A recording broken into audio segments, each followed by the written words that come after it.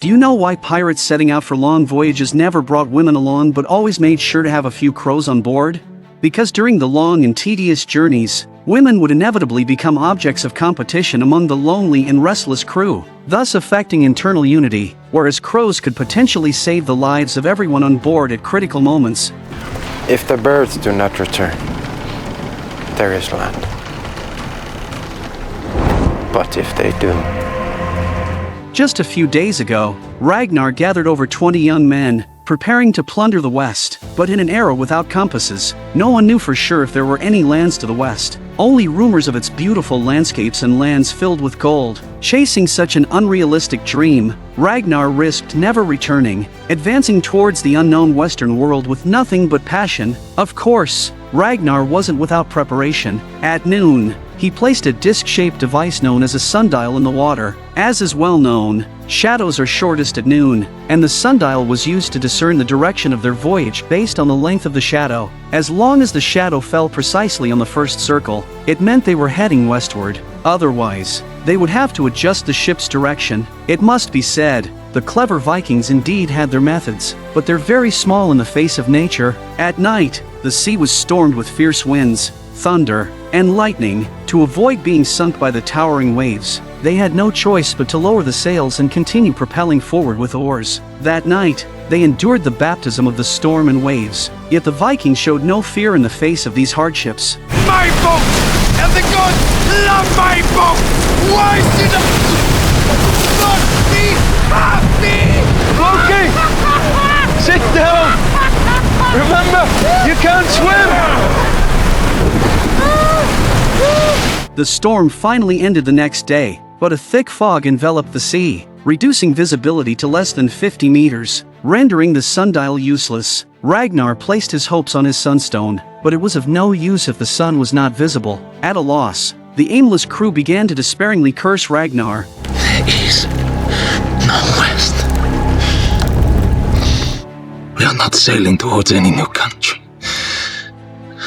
but just into an empty ocean. Utterly and completely lost.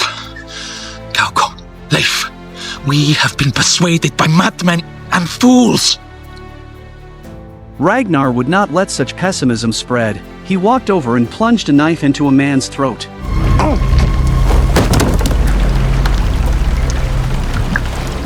At this point, Ragnar could only pin his hopes on the two crows. Crows are among the smartest of birds. If a crow released at sea finds no place to land, it would return, but once it finds land, it never comes back. They used this trait to determine if land was nearby. Hours passed, and Ragnar prayed anxiously, hoping the crows would not return. But the next second, a bird's call suddenly echoed in the sky. Come back. There's no land. In their despair, they sensed something was amiss. It was clearly the sound of a seagull. Looking up, they saw beautiful seagulls soaring in the sky. Seagulls usually nest on the coasts and rocky beaches of islands, meaning there had to be land nearby. Meanwhile, a monk on the shore saw the pirate ship approaching and ran back to the monastery in shock. This land belonged to the Kingdom of Northumbria in England. At that time, England was composed of 7 kingdoms, and the monasteries, generally built on the coast and town centers, had no defenses. Upon receiving the news, the priests immediately ordered the gates closed, but it was too late. The Vikings were already sharpening their knives on the coast, ready for a major raid. Before leaving, Ragnar repeatedly instructed to rob but not to kill, to avoid unnecessary slaughter. However, once the men broke into the monastery, the scene turned into a brutal massacre. Via Filii et Spiritus Sancti, Pater Noster qui es in caelis. Pater Seeing Rollo take the lead in killing, the other Vikings began a horrific slaughter, mercilessly hacking at the defenseless monks.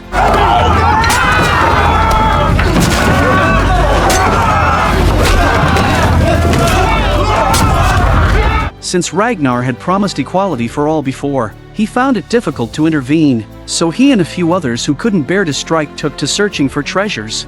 I don't understand. Why would they leave such treasures unprotected? Is there some spell or some magic which protects them? It appears not. The Vikings were all believers in the gods, led by Odin, while the English were mainly Christians, so their lack of understanding of the group's behavior was normal. Suddenly, Ragnar heard a noise from behind a cupboard and, upon investigating, pulled out a monk. Strangely, this monk could speak the Vikings' language. How do you speak our language? I've traveled. We are told to travel to take the word of God. Please, don't kill me. Ragnar had no intention of killing Athelstan, thinking he might be of great use in the future, but just at that moment, Rollo, stimulated by the killings, burst in, ignoring everyone's attempts to stop him. He intended to kill Athelstan, but fortunately, Ragnar intervened in time. Does it really mean that much to you, brother?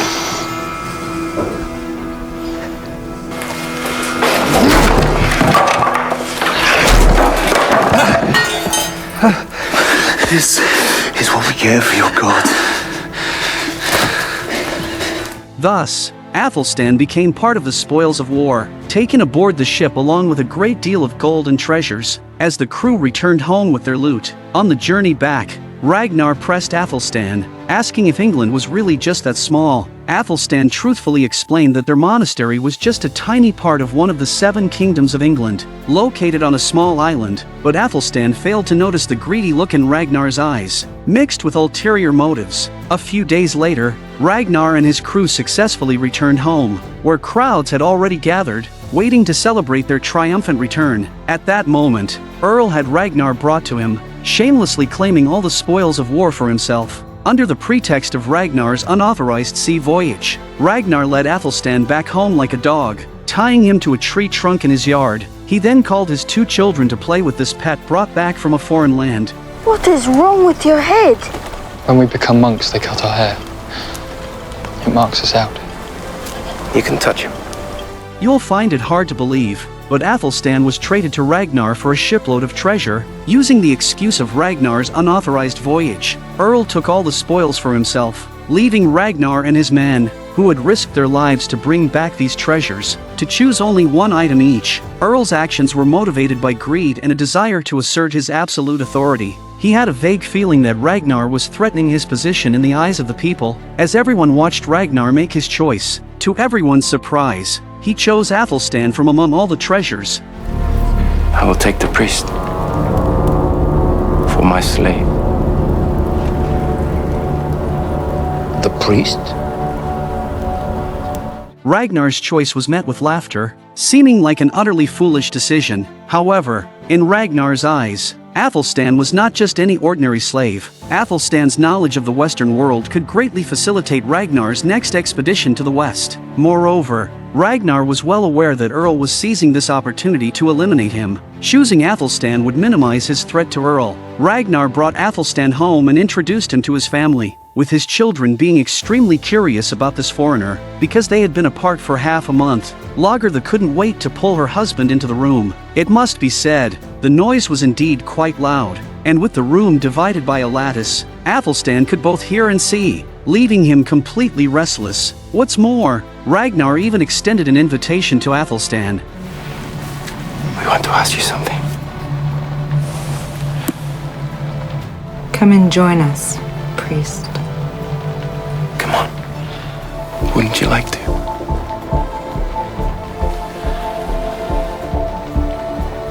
God would know.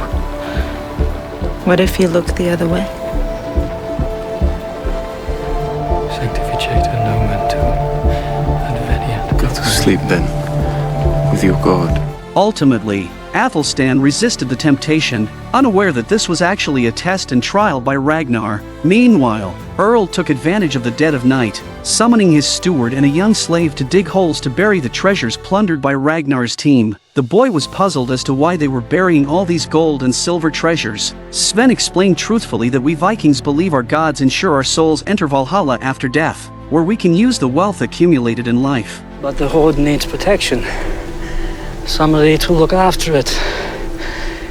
In this life and the next. You've already seen enough of this life, boy.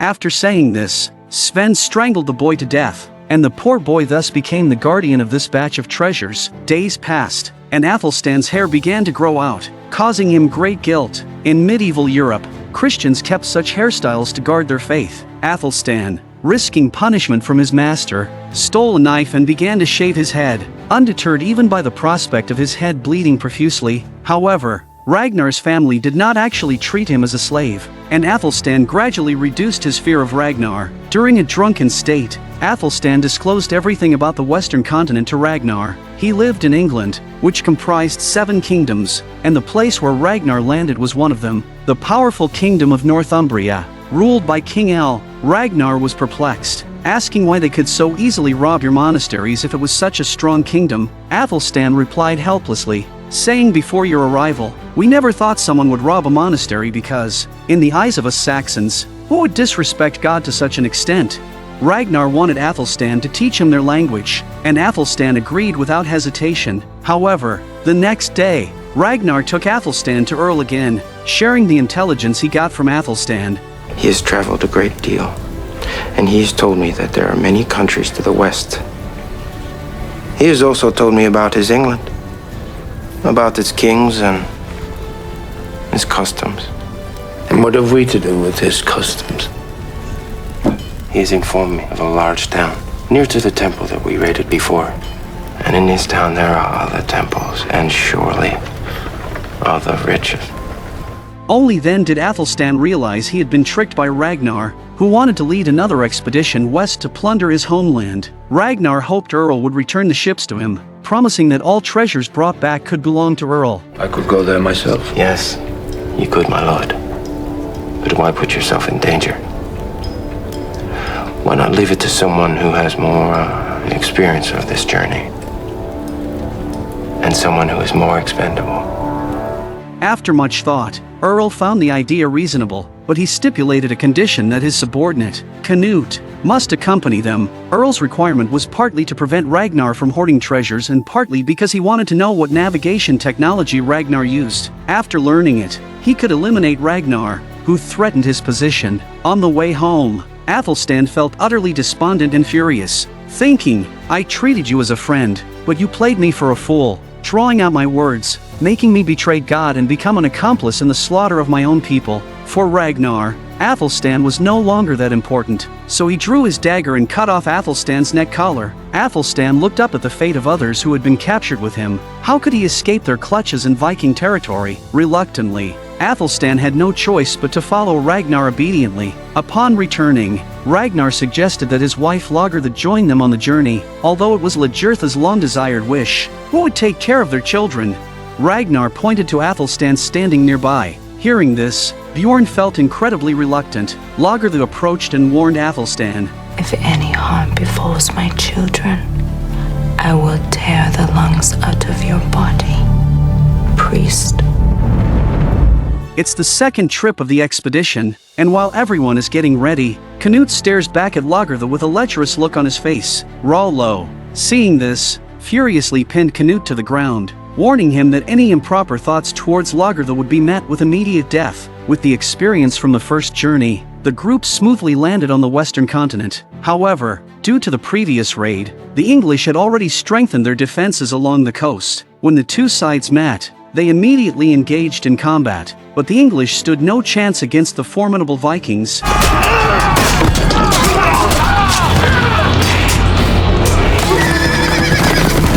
What they didn't notice was a soldier quietly escaping, reporting the Vikings landing to the king.